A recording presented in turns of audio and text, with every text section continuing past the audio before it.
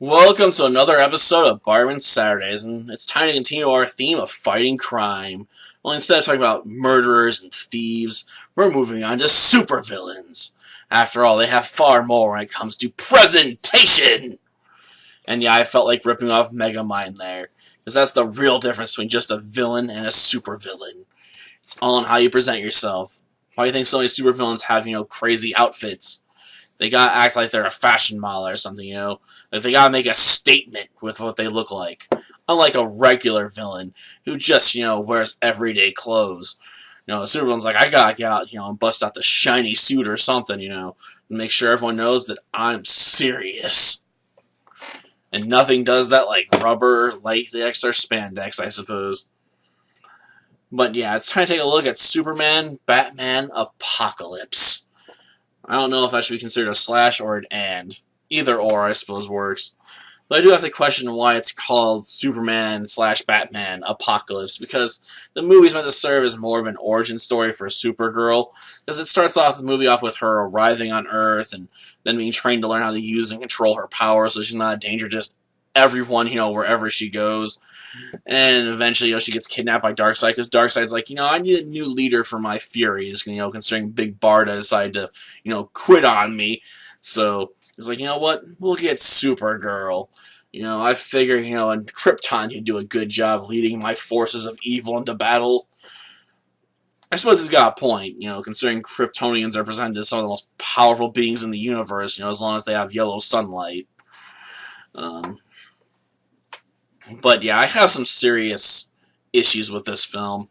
For starters, Darkseid's voice. I doubt the battle between the two Kryptonians will bring about such destruction. He just lacks a certain menacing quality to the way he delivers his lines for the most part. Like, there's bits and pieces here that sort of capture what I'm going for, I suppose, but for the most part, it sounds like he's just being really casual about everything. Like, he's about to open up a six-pack and, sit down and eat some chips and dip while watching his favorite sports team on TV or something. Like, I suppose there's something, menacing about the casualness of how he delivers his lines. Maybe because he's so casually evil, he doesn't even bother to make himself sound menacing. He doesn't have to, act like he's the most greatest, most powerful villain out there, ever. Yeah, I know there's probably more powerful villains people could point to in comic books, but Darkseid, was a really powerful, supervillain. I just expect his tone to really carry that menacing aspect about it, at all times. Like, the casualness, just doesn't work in his favor, in my opinion. Just the way it sounds. Like, the casualness just works against him, makes him sound, like just some random villain. And you shouldn't do that to Darkseid. You should never feel like, he's just some regular two-bit criminal that Superman's, just wasting his time with. Or Batman's like, well, since I'm here, I might as well stop this guy ripping off this old granny's purse or something, while I'm on the way to the bank, stop a bank robbery. Like, I got 5 seconds, I think. Like, you just expect him to have a voice that screams, I'm a major threat, and he just lacks that. There's just something he's just missing. I mean, if you feel it's an okay voice, more power to you, but for me, yeah, Darkseid's voice just feels miscast here. Though I think the worst voice acting bit in the movie actually comes from Superman's voice actor, because there's a scene where Kara, gets, after she gets rescued, comes to, and she's like, did Darkseid twist and warp me to make me evil, or was it just evil that was always within me and he brought it to the surface? And Clark gives such a very trite response to this back. It sounds completely wooden and unnatural. It's just like, what happened to you, man? Like, are you either a dead corpse, because it sounds so unnatural, or did you suddenly become a tree and grow, roots out of your shoes or something, and you're stuck? Because you sound really wooden to me, like a puppet. But did he influence me? Or just bring out a darkness that is already there? You're here with me, and you're okay. Nothing else matters. Though I suppose we should look at the more positive aspects of the film. Though I do still have some other negatives I could throw out. Like, there's some pacing issues, in my opinion, because there'll be times we'll be moving, like weeks or months at a time, just jumping. I mean, I suppose you can argue the movie's trying to move fast, so you don't never feel bored with it, but at the same time, I wish they'd spend more time on some of these sections. Like, Kara's been training for like a month, on Wonder Woman's island at one point, to learn how to control her powers, or maybe even a couple months.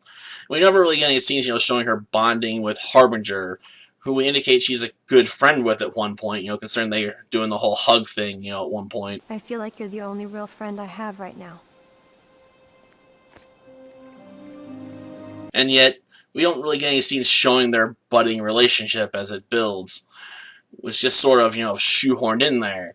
Like, some more time spent on her training would have helped there instead of, spending on a shopping montage, with the usual, standard response at the end of it where Clark's like, there's no way you're wearing that. She's like, good. And then I'm taking it. Ready?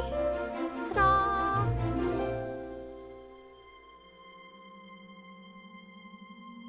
Well? No way. Perfect. I'll take it. I can't imagine that's how most shopping trips work for most girls. And they try and buy stuff their dads wouldn't approve of, and he's there with the credit card, and they don't have any of their own money. But whatever works for you, I guess. But yeah, on the more positive sides, there are some solid action scenes in this movie, especially the ending fight. But I feel like it's a disservice, to anyone if they're going to watch a movie just for one fight scene, especially since you can probably find it on YouTube for free somewhere. And even then, is it really worth, your money if you're getting this for $5 just to watch, like a couple minutes of a fight scene between, Supergirl, Superman, Darkseid, on the Clark family farm, or I guess technically the Kent family farm, sorry. Ugh, getting my names confused there a little bit, at least on the last and first names, but yeah. Like, when it comes down to it, does it really make it worth it? And I'd probably say no. Not unless you're getting this film for, like, really cheap. Because there's just so many other things wrong with it. I'm just like, there's just better, DC animated films you could pick up. So this one's a bit more on the pass options, unless you really like to watch Superman, pound Darkseid with his fists and his laser vision. Otherwise, probably relatively skippable. I mean, there's a good fight between Wonder Woman and the Furies and Big Barda as well, but again, fight scenes, don't mean that much if there's not a lot of emotional investment in them, and this film just really lacks that. So, yeah, I just can't get too invested in this one. It just need a longer runtime so it could spend more time building up characters, especially Supergirl's character, because she's meant to be like the main focus, because this is about to be her growth towards becoming a hero. What guys are, putting on that cape. And it feels like you don't learn almost anything about her, because it's constantly just jumping around, between, she's like, oh, she's like this, now she's like this. Like, we don't see what connects those dots, really. And that just sucks. Till next time, then. See ya.